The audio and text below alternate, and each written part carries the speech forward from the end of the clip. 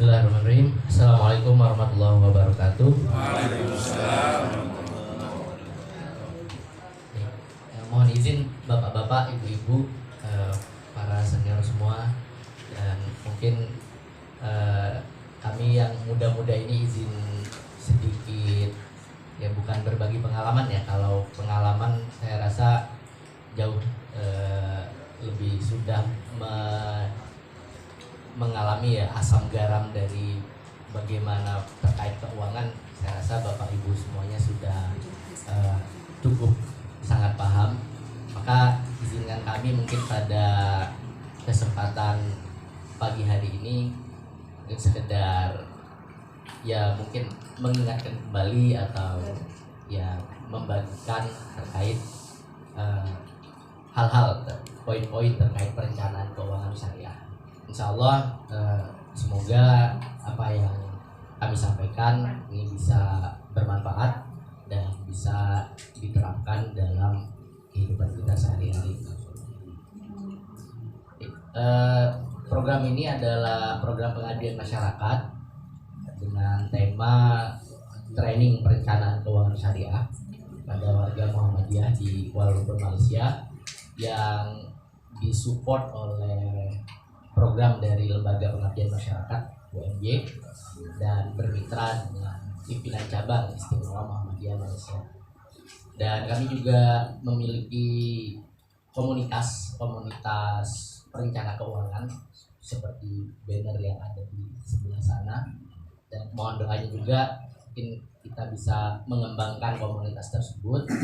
Soalnya nanti ya secara online ya, jadi nanti hal-hal terkait edukasi perencanaan keuangan itu bisa kita pelajari bersama melalui wadah komunitas tersebut.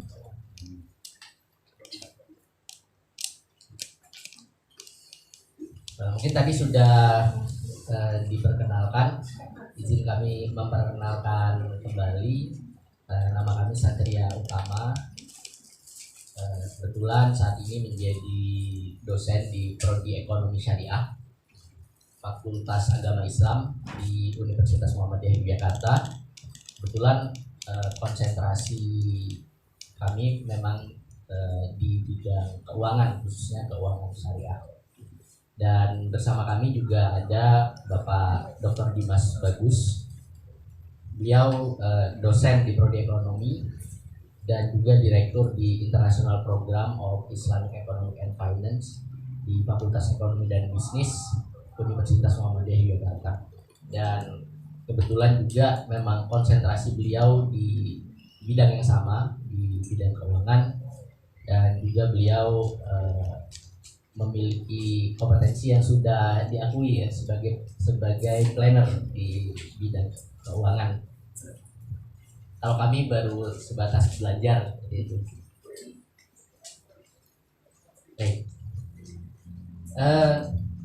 Mungkin tadi sudah disinggung juga oleh Pak Sony terkait kalau masalah keuangan mungkin kita sudah cukup familiar, tapi kadang kita bingung apakah bagaimana mengelolanya, pengelolaan keuangannya itu apakah sudah tepat, bagaimana kita mengelola keuangan tersebut. Berdasarkan kalau saya merujuk ke indeks literasi keuangan yang di Indonesia itu kemarin baru rilis di akhir tahun 2022, ada rilis indeks literasi keuangan, masih cukup rendah indeks literasi keuangan kita. Dan juga terlebih inklusinya juga sama, inklusi jadi akses masyarakat ke lembaga keuangan dibanding potensinya itu juga masih cukup rendah.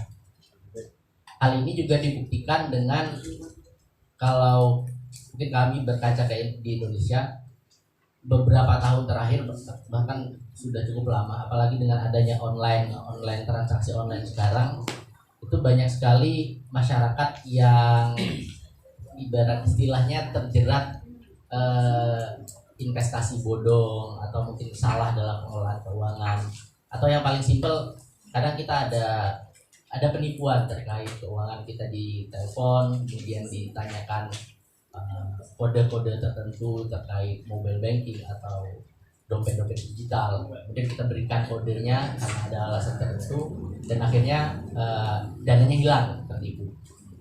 Nah, ini, dan yang lebih menarik lagi, ternyata permasalahan literasi keuangan itu tidak sejalan dengan yang namanya tingkat edukasi. Jadi yang banyak terjerat investasi bodong misalkan di Indonesia yang sampai miliaran, itu bukan yang tingkat pendidikannya tidak tinggi gitu.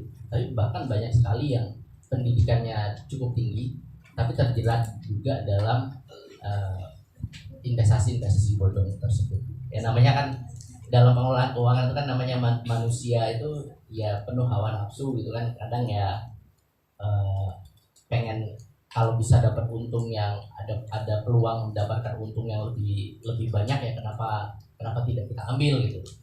Kemudian sudah dapat, ada lagi yang lebih banyak lagi, pengen lagi untuk diambil dan seterusnya, sehingga tidak ada batasan terkait pengelolaan hawa nafsunya tadi.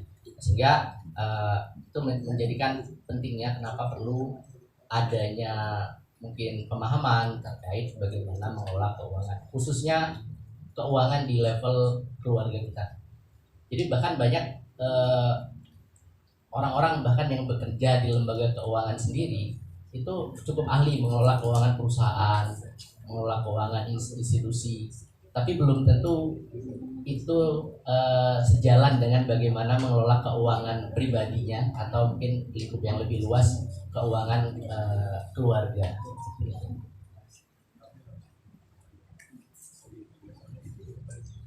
Nah, yang penting juga dalam pengelolaan keuangan ini, kenapa kadang kita yang mungkin berdasarkan yang kami rasakan sebagai mungkin keluarga muda seperti itu, ketika dulu income sekian cukup gitu. Kemudian income-nya naik kok sama-sama habis juga gitu ya.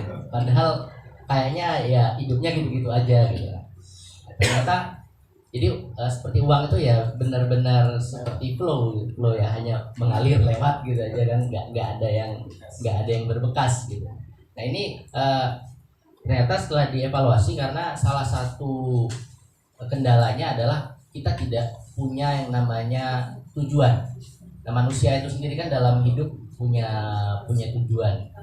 Jadi khususnya dalam pengelolaan keuangan, salah satu tujuan kita kan dalam kita punya uang, punya harta, tujuannya kalau secara duniawinya itu kan untuk mencapai kesejahteraan, atau kalau dalam istilah Islaminya kesejahteraan yang tidak hanya terbatas kesejahteraan materi dunia, tapi kesejahteraan yang dalam jangka yang sangat panjang, yaitu kesejahteraan di akhirat kelak. Sehingga biasanya dalam Islam sering disebut kesejahteraan itu dengan istilah disamakan dengan istilah mencapai falah. Jadi tidak hanya sebatas welfare yang hanya secara materi, tapi juga lebih panjang lagi tujuannya.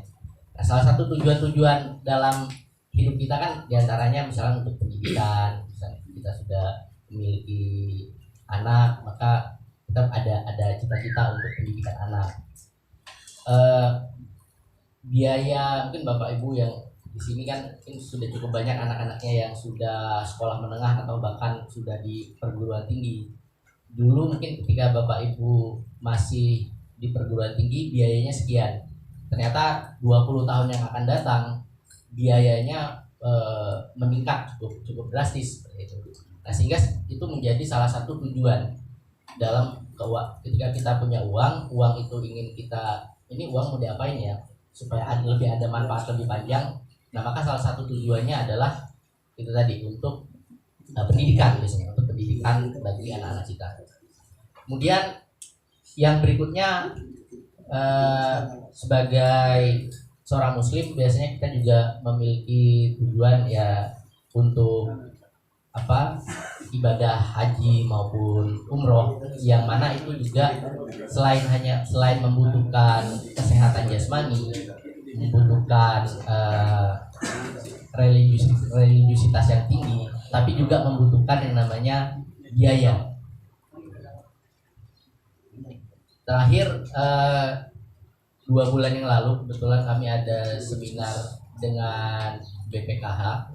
Di Indonesia sendiri batas antrian untuk ibadah haji itu kan juga cukup panjang, terlebih di Malaysia ya, jauh lebih panjang lagi.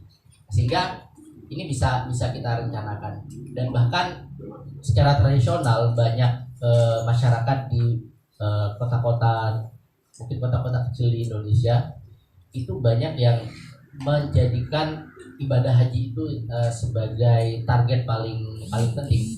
Jadi bahkan ada yang sampai investasinya mungkin dengan membeli tanah dan seterusnya, sehingga nanti ketika waktunya untuk pelunasan haji itu semuanya dijual, tanah, sawah. Kalau istilah betul, kalau saya Sumatera Pak aslinya, tapi istri saya kebetulan dari Jawa Timur, dan di Jawa Timur itu orientasi untuk pokoknya harus haji gitu tuh sangat tinggi, sangat kuat sekali, sehingga sampai ada istilah ini uangnya buat apa? Oh, ini uangnya nanti saya beliin sawah, beliin apa untuk sangu ngulon, sangu ke barat ya, ngulon.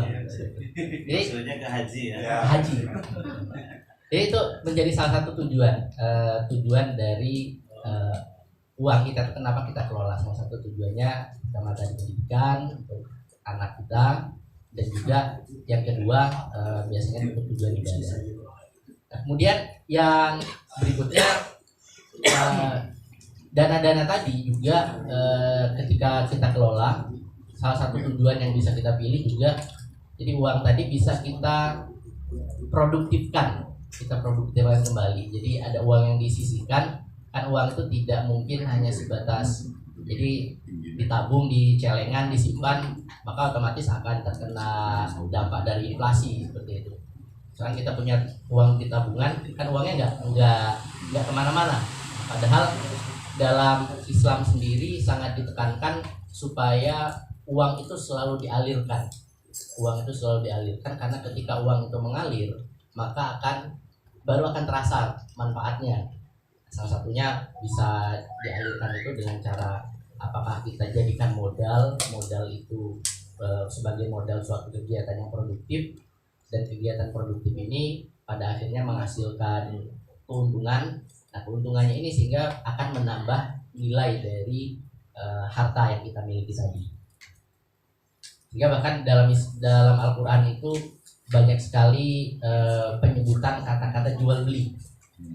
Bahkan ada disandingkan, dilawankan antara jual beli dengan riba, di mana wa ahlallahu al-bai'a wa harrama riba. Jadi ada penekanan bahwasanya penting untuk mengelola uang tadi dalam kegiatan yang produktif. Nah, kalau misalkan untuk modal belum cukup, nah maka salah satunya adalah ya pasti kita harus menyisihkan dulu sedikit demi sedikit, ditabung terlebih dahulu. Mungkin sampai dulu di Indonesia sempat ada lagunya ya, di masa-masa pas kita kecil, nabung sedikit-sedikit nanti lama-lama jadi bukit seperti itu. Nah, tapi jangan cuma ditabung. Ketika uangnya sudah banyak, maka bisa pergunakan ke aktivitas yang lebih produktif. Dan juga secara tradisional juga banyak misalkan khususnya di Indonesia, jadi banyak tujuan keuangan itu tercapai, salah satunya adalah dengan cara menabung, kemudian tabungan itu dibelikan hewan ternak, dan hewan ternaknya itu pada akhirnya berkembang biak dan mempunyai nilai yang lebih tinggi sehingga menghasilkan kesejahteraan. Atau kadang ada yang nabung misalkan untuk saat anaknya mungkin 6 tahun lagi akan masuk SD, ya udah sekarang ada uang sekian juta, uang itu dibelikan mungkin sapi kecil, atau dibelikan kambing dalam jumlah tertentu, kemudian diternak sampai 6 tahun ke depan. Nah, itu kan jadi banyak. Nah, dan ketika menjadi banyak, maka dijual dan hasilnya digunakan untuk kepentingan pendidikan. Nah, tapi intinya yang perlu kita miliki pertama adalah terkait tujuan. Jadi tujuan keuangan kita itu apa gitu? Apakah kita harus ada tujuan terlebih dahulu, sehingga kalau ada tujuannya baru akan ada dorongan untuk pada akhirnya untuk menyisihkan. Terkadang kan untuk yang paling gampang ngucapinnya itu ya disisihkan aja gitu, tapi itu yang menjadi yang paling sulit untuk dilakukan. Kadang untuk rutin menyisihkan uang sekian persen dari pendapatan setiap bulan, itu kan kalau tidak ada paksaan atau tidak ada ya ada niatan yang kuat, itu sangat sulit untuk kita lakukan. Sehingga mungkin Bapak Ibu semua bisa mungkin yang sudah punya impian atau tujuan dari keuangan, nah itu dijadikan suatu gambaran sehingga kita punya tekad untuk mencapai tujuan keuangan tadi atau goals. Jadi goalsnya di sini kadang kita bisa punya target jangka waktunya pendek, bisa jangka waktu yang menengah, atau jangka waktu yang cukup panjang. Nah, seperti pendidikan tadi kan cukup panjang. Bahkan beberapa perencana keuangan itu juga menyarankan untuk anak kuliah, berarti nanti disiapkan ya kalau perlu pas anaknya masih dalam kandungan itu sudah direncanakan, sudah dihitung mungkin 20 tahun lagi atau 15 tahun lagi biayanya berapa ya berdasarkan biaya sekarang, sehingga kita perlu siapkan berapa dananya. Itu menunjukkan bahwasanya kita punya tujuan keuangan. Nah, ini kenapa tujuannya juga penting, karena kalau kita lihat fase keuangan kita itu kan mungkin akan agak tingginya itu di masa-masa di usia-usia produktif, tapi nanti ketika sudah masuk di usia-usia pensiun, maka pada umumnya pendapatan itu akan menurun, kecuali mungkin yang sudah punya investasi yang disisihkan dari masa muda. Maka saya akan menyisihkan sekian persen setiap bulan untuk apa? Untuk nanti saya di masa tua. Supaya apa? Supaya misalkan anak-anak atau keturunan itu tidak menjadi sandwich generation, istilah sekarang itu. Jadi sandwich generation itu yang produktif ini harus membiayai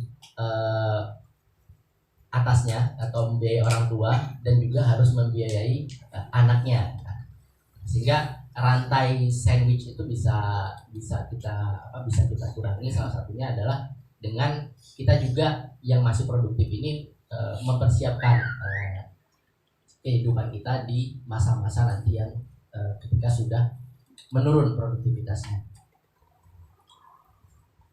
Nah, sebagai seorang muslim, saya rasa Bapak Ibu juga sudah cukup familiar, di mana salah satu tujuan itu juga kita harus kaitkan bahwasanya tujuan itu, salah satu tujuan ini kita bisa sinkronkan dengan yang namanya maqasid syariah. Di mana salah satu di dalam maqasid syariah tadi kita bisa lihat tadi mungkin goals tadi kan sangat terkait sekali dengan maqasid ini. Kalau hifzul mal jelas pasti untuk menjaga harta, kemudian menjaga kehormatan dan keturunan, kita perlu menyiapkan keturunan yang baik, itu juga tercover di sini. Kemudian juga tidak hanya sebatas malnya, tapi juga al-akalnya juga, intelektualnya juga, kemudian jiwanya juga. Dan semua ini kalau kita lihat dalam ilustrasi di sini, semua ini tidak akan menjadi goal yang baik kalau tidak didasari oleh goal yang paling atas, yaitu adib.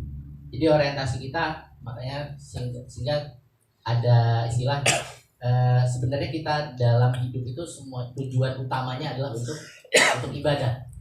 Jadi kalau semuanya diniatkan yang pertama adalah untuk hifzuddin, maka otomatis hifzu yang lain, goals yang lain itu akan sesuai, akan sejalan dengan syariah. Nah, sehingga paling tidak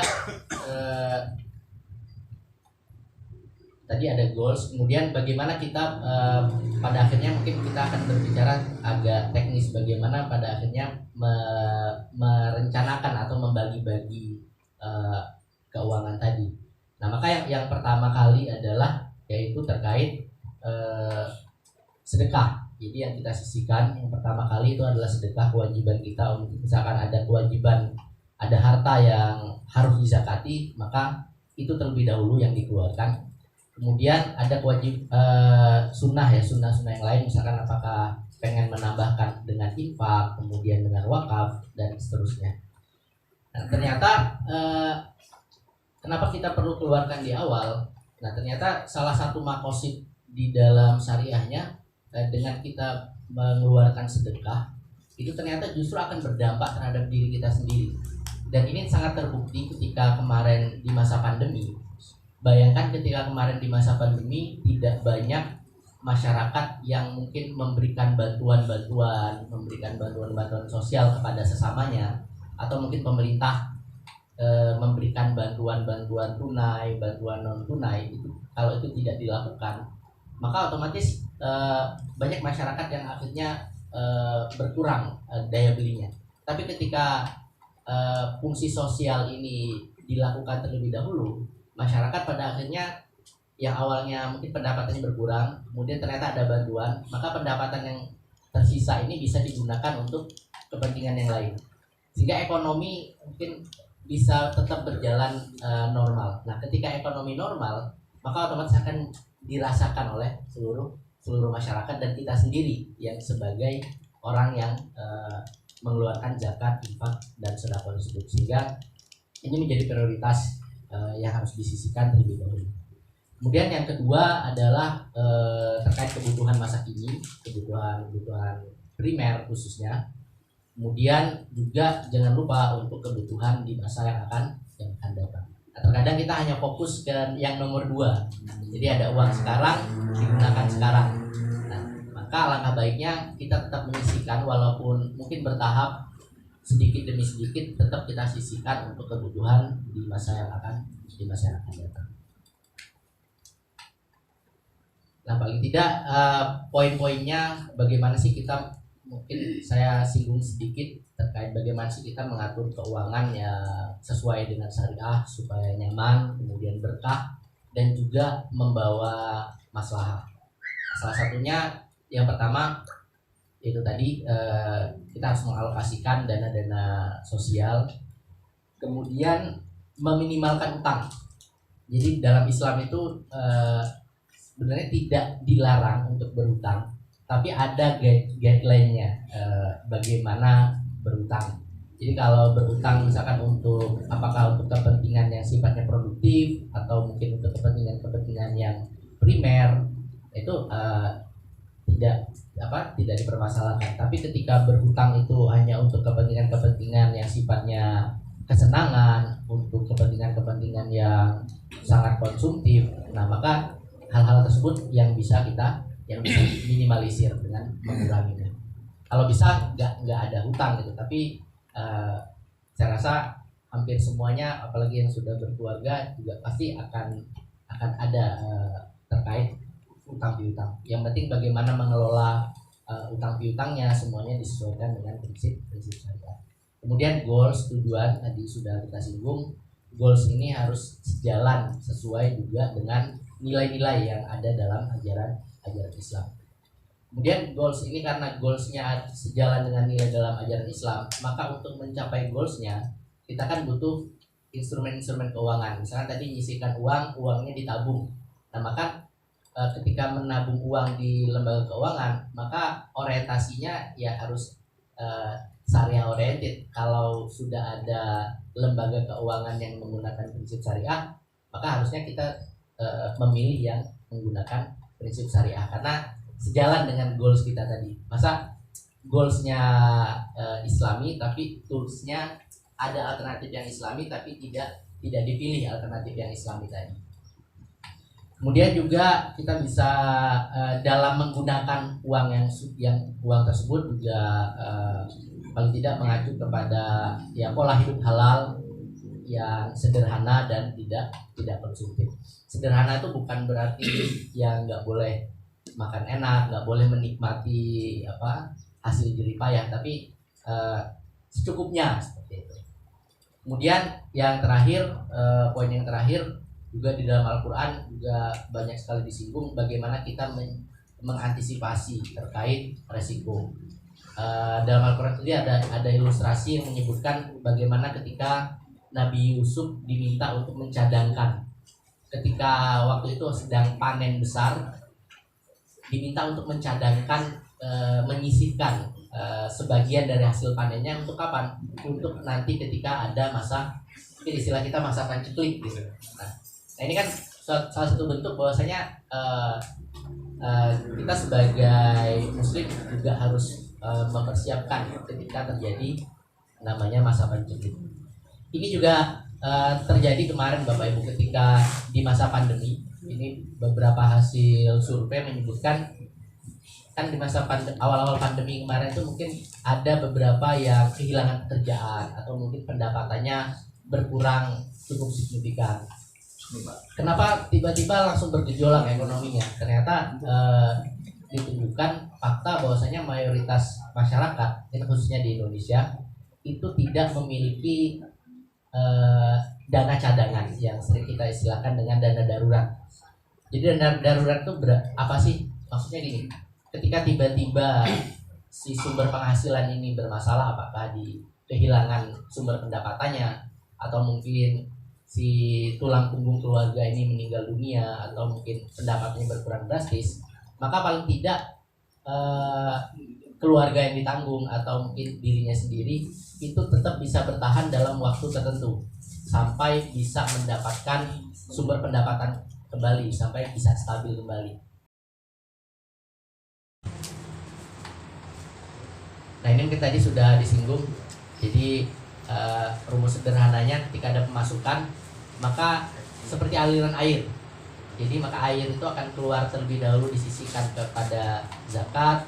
Kemudian kalau ada kewajiban kita terhadap pihak lain terkait utang piutang itu kita sisihkan terlebih dahulu.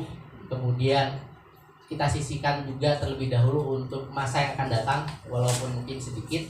Baru sisanya itu digunakan untuk kepentingan di masa yang sekarang atau kebutuhan hidup.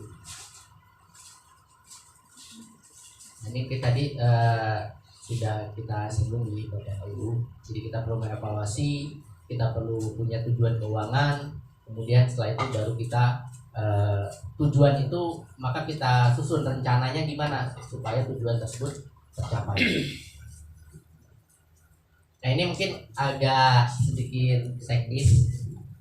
Jadi tadi kita sudah punya tujuan, kita sudah punya pendapatan.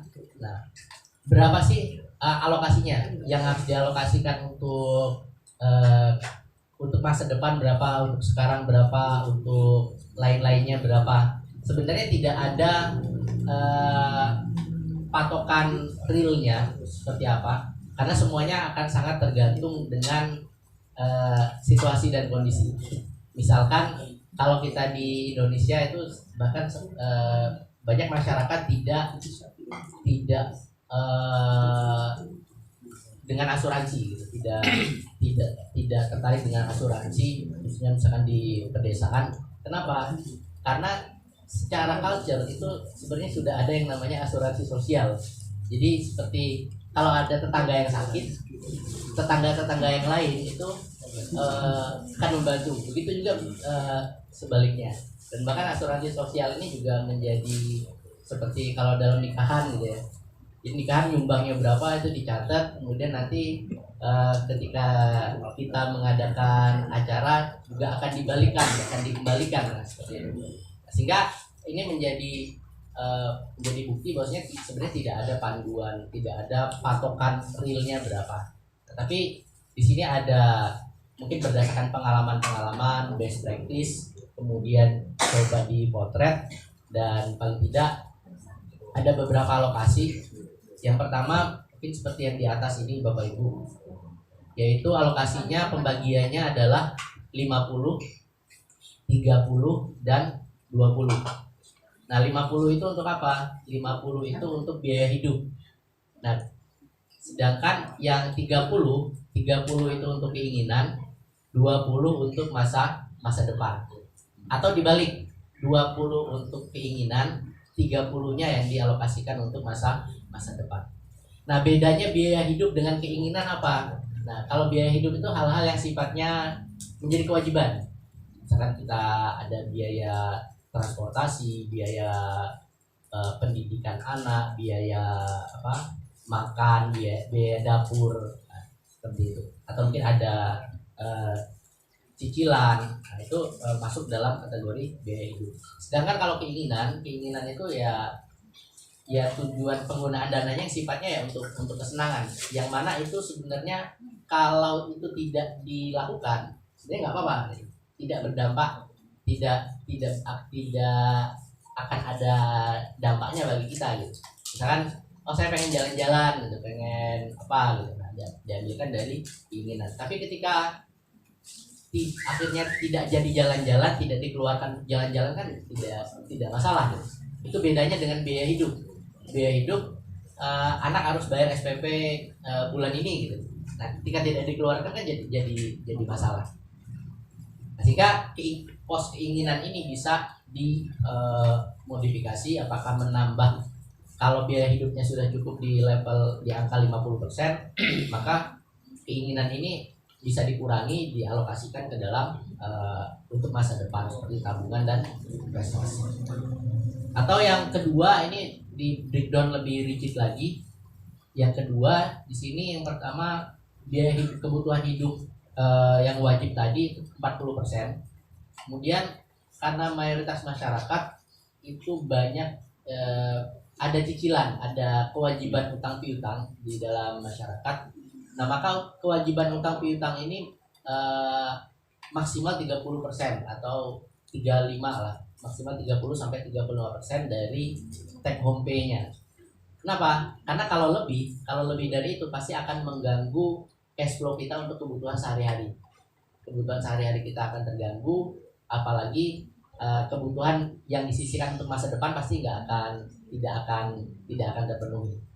Sehingga di sini ada penekanan, dalam poin ini ada penekanan terkait kewajiban untuk membayar utang. Jadi batasannya di rentan 30-an %. Dan kadang juga ketika kita berinteraksi dengan perbankan atau lembaga keuangan, juga ketika kita misalkan mengajukan pinjaman, kadang batasannya juga di situ. Misalkan, Bapak pendapatannya berapa? Pendapatannya misalkan 10, berarti Bapak bisa mengajukan pembiayaan di bank kami yang angsurannya mungkin per bulan maksimal 3 gitu. Maka kalau lebih dari itu, maka pasti akan mengganggu cash flow-nya. Nah, seperti itu. Kemudian yang berikutnya, kadang ada yang nggak mau ribet, jadi yaudah kita pecah aja, 20% kita sisihkan untuk masa depan, 80% kita kelola gitu. Nah, ada juga yang seperti itu. Kemudian ini juga ada contoh dari sahabat Nabi, yaitu dengan membagi sepertiga. Jadi 1-1-1. Jadi sepertiga untuk kebutuhan, sepertiganya untuk sedekah. Banyak ya kalau ini. Mungkin bagi yang income-nya mungkin sudah cukup tinggi, maka biasanya kan bisa mengalokasikan untuk sosialnya lebih banyak gitu. Sepertiga untuk sedekah, dan sepertiganya itu untuk memproduktifkan dana tersebut. Jadi dananya apakah dikelola kembali dalam bentuk modal, dalam bentuk tabungan, atau dalam bentuk investasi. Sehingga ini disesuaikan, kita bisa sesuaikan, kita bisa pilih mana yang paling sesuai dengan profil dari keuangan kita masing-masing. Tapi yang menarik di sini, ini kan banyak kan dibuat dari pakar-pakar keuangan barat. Tapi yang cukup menarik di sini penekanan terkait utang piutang. Jadi utang piutang itu sampai dibatasi. Jadi itu kan sebenarnya sejalan dengan nilai-nilai Islam, di mana kita diminta untuk ya meminimalisir utang piutang. Nah, ini contohnya dari yang tadi ya, yang 10, 20, 30, 40. 10% untuk sosial, 20% untuk masa depan, 30% untuk utang piutang, dan 40% untuk kebutuhan hidup. Nah ini yang pertama tadi yang 50-30-20. Jadi ini kalau kita breakdown lebih detail, 50% untuk kehidupan tadi, di dalamnya yang paling penting, yang paling pertama disisihkan dari 50% itu adalah untuk kewajiban zakat. Kalau kita ada kewajiban zakat, maka disisihkan terlebih dahulu. Kemudian kalau sudah tercukupi kewajiban zakatnya, maka mungkin bisa ditambahkan dengan infak atau juga dengan wakaf. Sekarang juga sudah cukup berkembang, ada cash wakaf, atau bahkan di Indonesia sekarang ada yang namanya cash wakaf link sukuk. Jadi kita bisa mewakafkan, kita bisa membeli sukuk, membeli obligasi syariah dari pemerintah. Obligasinya itu, hasil dari obligasinya itu kita wakafkan untuk kepentingan sosial. Jadi kita nanti ketika jatuh tempo kita tidak mendapatkan hasilnya, kita hanya dikembalikan dananya saja, tapi hasil dari sukuknya tadi itu digunakan untuk wakaf, untuk kepentingan wakaf. Kemudian biaya hidup dan cicilan, belanja bulanan, transportasi dan juga kesehatan. Kemudian saving ini kalau kita bagi juga untuk tujuan jangka panjang. Yang pertama diprioritaskan adalah saving itu untuk dana darurat. Jadi seperti tadi, misalkan kita untuk bertahan hidup 3 bulan atau mungkin sampai 6 bulan itu sangat ideal sekali. Diasumsikan kalau 6 bulan tanpa pendapatan kita tetap bisa hidup, atau mungkin orang-orang yang ditanggung itu tetap bisa stabil keadaan ekonominya.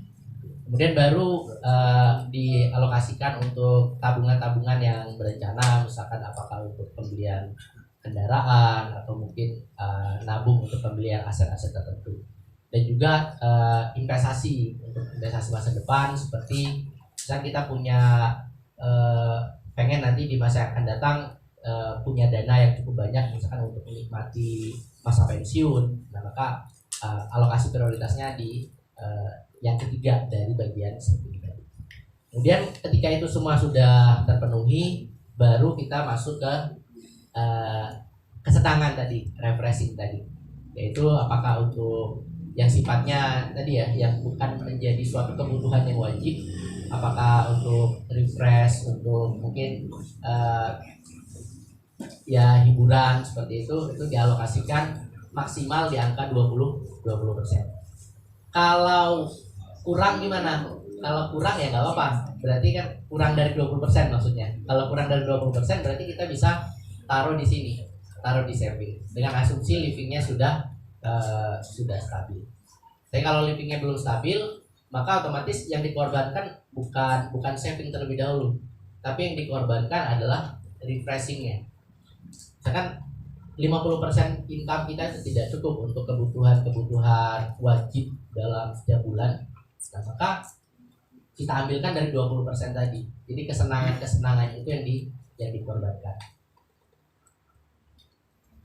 Nah, ini ada contoh kasus ketika di masa pandemi. Jadi banyak perencana keuangan menyarankan seperti ini ketika di masa pandemi. Jadi supaya walaupun misalkan income-nya tetap stabil, tapi kan kita tidak bisa memperkirakan apa yang akan terjadi di masa yang akan datang. Karena kemarin di awal pandemi 2020 kan nggak ada yang bisa memperkirakan bahwasanya di tahun 2023 awal itu sudah kembali almost normal seperti ini gitu kan, tidak ada yang bisa memperkirakan. Nah, sehingga pada masa-masa itu kita perlu mengerem, menyisihkan lebih banyak. Jadi disisihkan ke dalam alokasi living. Mungkin bisa menambah ini ketika berkelebihan, maka daripada dananya digunakan untuk kesenangan, lebih baik misalkan digunakan untuk membantu pada sesama. Bahkan di beberapa waktu itu di Jogja ya Bapak Ibu, itu ketika di awal-awal pandemi itu bahkan sempat banyak sekali gerakan seperti ada lumbung sembako. Jadi masjid-masjid itu menampung, mengelola, ada beras dikelola oleh masjid, nanti dikelola disalurkan, dijadikan lumbung ketika nanti suatu saat ada misalkan pandeminya ternyata terus berlangsung gitu. Nah, sehingga dari lumbung tersebut bisa disalurkan. Atau bahkan yang paling sederhana, di banyak tempat kadang disediakan seperti tempat untuk menggantung plastik seperti itu. Jadi tulisannya silakan taruh dan silakan ambil.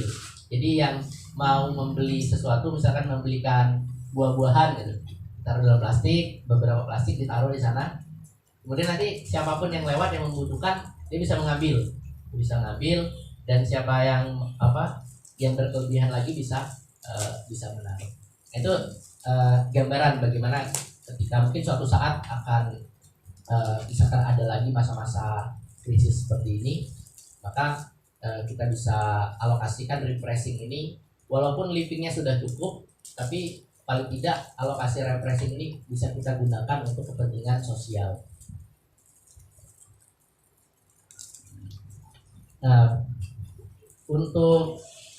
Jadi apa yang kami sampaikan ini sebenarnya juga sejalan dengan edukasi yang disampaikan oleh Otoritas Jasa Keuangan. Jadi OJK itu sampai membentuk yang namanya Satgas Waspada Investasi, karena banyak sekali masyarakat Indonesia yang terjerat investasi bodong, dan juga tingkat literasi yang literasi keuangan khususnya yang masih belum ideal, sehingga banyak sekali edukasi yang dilakukan, sehingga nanti mungkin Bapak Ibu bisa mengunduh. Di sini ada buku. Jadi buku ini bukan buku bacaan, tapi seperti buku catatan. Jadi di sana ada beberapa hal yang kami sampaikan tadi. Dan kalau saya mau bikin anggaran gitu, patokannya apa? Kemudian di situ sudah ada kosongannya. Jadi yang kita bisa isi secara manual. Paling tidak ini bisa menjadi tools membantu Bapak Ibu sekalian mulai mengelola keuangan. Sehingga goals yang tadi kita pikirkan, kita harapkan, otomatis dengan kadang mungkin ada yang berpendapat seperti ini, ya udahlah fleksibel aja, mengikuti arus aja gitu. Nah, ya itu juga sometimes karena sudah pengalaman, tapi alangkah baiknya kalau dikelola kan harusnya akan lebih tidak ada masalahnya gitu kan. Harapannya akan lebih baik kalau dikelola secara tertib. Dan nanti juga setelah sesi materi ini, kami juga membuka ada sesi sharing, diskusi, dan juga ada konsultasi. Kita nanti bisa konsultasi dengan Pak Dimas, dengan Mas Ganjar, terkait mungkin ada hal-hal terkait keuangan, terkait perencanaan keuangan, atau mungkin terkait produk-produk investasi keuangan yang mungkin ingin ditanyakan, bisa disampaikan kepada kami. Dan ini juga kalau di Indonesia ada aplikasi yang membantu kita. Dan kalau kita nyatet sendiri, kalau sekarang kan semuanya sudah pegangannya HP. Nah, dengan HP itu kita juga bisa dibantu dalam mengelola keuangan.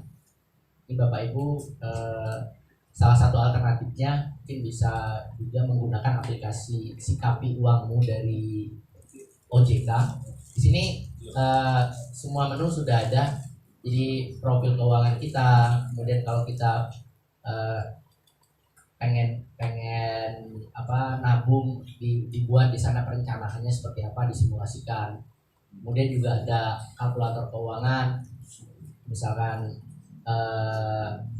tabungan perumahan gitu. Tabungan perumahan kira-kira pengen, misalkan yang muda-muda gitu, pengen beli rumah di usia sekian. Nah, perencanaannya bagaimana? Nah, di situ dalam aplikasi ini juga dibantu. Nah, ini menjadi salah satu alternatif, walaupun nanti sebenarnya di Play Store, di App Store juga sudah sangat banyak sekali aplikasi-aplikasi, baik itu berbahasa Indonesia ataupun berbahasa Inggris, yang bisa membantu kita dalam pengelolaan keuangan. Intinya niat baik yang sudah muncul dari Bapak Ibu sekalian itu sangat gampang untuk diwujudkan, karena fasilitasnya sudah cukup banyak, banyak membantu.